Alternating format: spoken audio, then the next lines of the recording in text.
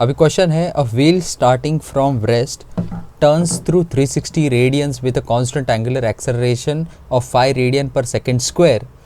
What is the final angular velocity? और हमें find out करना है कि how much time did it take to turn 360 radians. तो अभी इसको सॉल्व कैसे करेंगे, तो लेट अस सी. पहले हमें गिवन लिख के लेना है. गिवन यहाँ पे जो दिया है वो क्या है, अभी फिर से पढ़ेंगे एक बार. A wheel starting from rest, हमेशा व्हील रेस्ट से स्टार्ट हो रहा है, ठीक है. टर्न्स थ्रू 360 रेडियंस, तो यहाँ पे जो एंगुलर डिस्प्लेसमेंट हमें दिया है थीटा, वो है 360 रेडियंस. अभी आप बोलोगे कि यहाँ पे पाई वगैरह कुछ मुझे दिखाई नहीं दे रहा है, तो रेडियंस में कैसे आ गया, 360 डिग्री हो सकता है, तो उसका मतलब वही होता है 2 पाई रेडियंस, ठीक है. और यहाँ पे उन्होंने दिया है in extra to the theta कि एंगुलर एक्सेलरेशन है, that is value of alpha. Alpha is equal to 5 radian पर सेकेंड स्क्वायर. तो सभी दोनों क्वांटिटीज़ एक ही सिस्टम ऑफ यूनिट में है, तो कुछ प्रॉब्लम नहीं आएगा. अभी एडिशनल उन्होंने क्या बोला था कि व्हील जो है वो स्टार्ट हुआ है रेस्ट से, तो उसका जो इनिशियल एंगुलर स्पीड होगा, ठीक है, वो हम लोग ओमेगा नॉट से कंसिडर करते हैं, और वो होगा 0 रेडियंस पर सेकेंड स्पीड है ना. तो फिर हमें क्या फाइंड आउट करना है, सो टू फाइंड, फर्स्ट केस में फाइंड करना है हमें कि फाइनल एंगुलर वेलोसिटी हमें फाइंड आउट करनी है, that is value of omega. हमें फर्स्ट पार्ट में फाइंड आउट करना है कि वैल्यू ऑफ ओमेगा कितना है. ओमेगा एफ लिखो कि या फिर ओमेगा लिखो, बोथ आर सेम. और सेकेंड पार्ट में हमें क्या फाइंड आउट करना है, सेकेंड पार्ट में कि how much time did it take to turn through 360 radians. 360 radians घूमने के लिए कितना टाइम लगता है. सो टी फाइंड आउट करना है when body turns by 360 radians. ये कंडीशन दिया है उन्होंने, 360 टर्न होने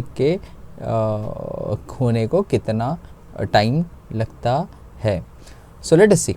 सो कैलकुलेशन में हम लोग क्या करेंगे, पहले तो हम लोग देखेंगे कि हमें गिवन क्या है और कौन सा फॉर्मूला हम लोग यूज़ कर सकते हैं.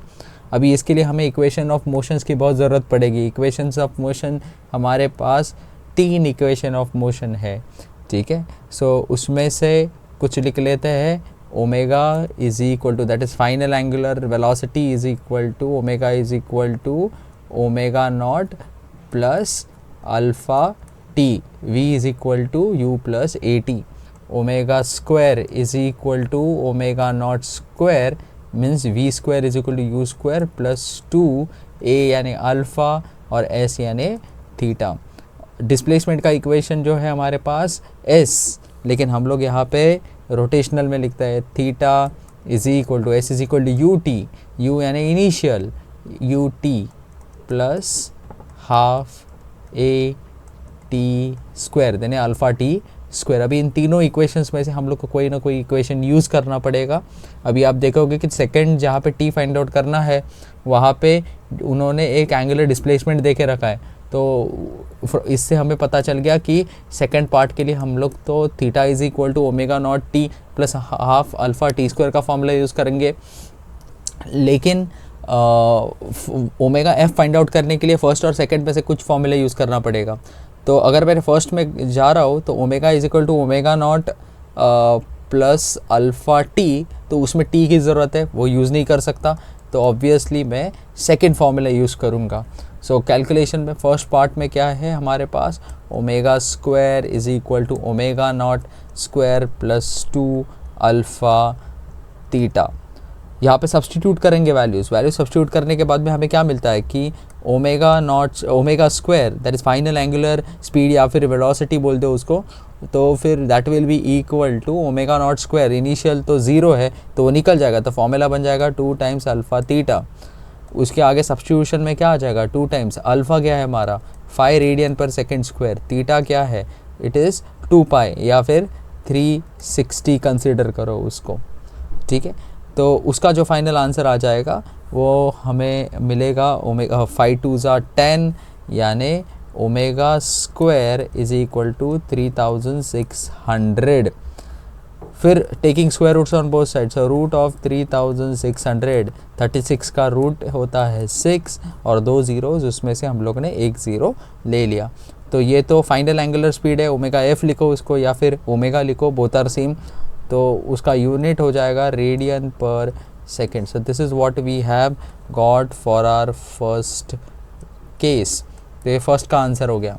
अभी how much time find out करना है, हम लोग ने पहले ही वहाँ पे डिस्कस किया था कि अगर टाइम फाइंड आउट करना है तो कौन सा इक्वेशन यूज़ करेंगे। तो equation of displacement that is theta is equal to, this is second part that we are solving, theta is equal to omega naught T plus half alpha T square.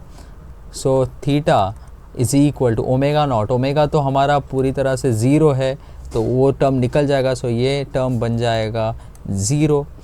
तो बचा क्या, half alpha T square. अभी हमें find out क्या करना है, T का value find out करना है। तो टी स्क्वायर को एक साइड पे रखेंगे और बाकी के सब टर्म्स को अलग दूसरे साइड पे लेके जाएंगे। So 2 times theta by alpha denominator में जाएगा तो ये बन गया T square. Therefore T square is equal to, तो अभी 2 टाइम्स थीटा, थीटा कितना है हमारा 360 रेडियंस, ठीक है। अभी यहाँ पे लिखेंगे, यहाँ पे 360 रेडियंस लिखेंगे और अल्फ़ा जो है हमें दिया हुआ है वो है 5, ठीक है। तो अभी इसको अगर हम लोग ने सॉल्व कर दिया तो हमें मिलेगा कुछ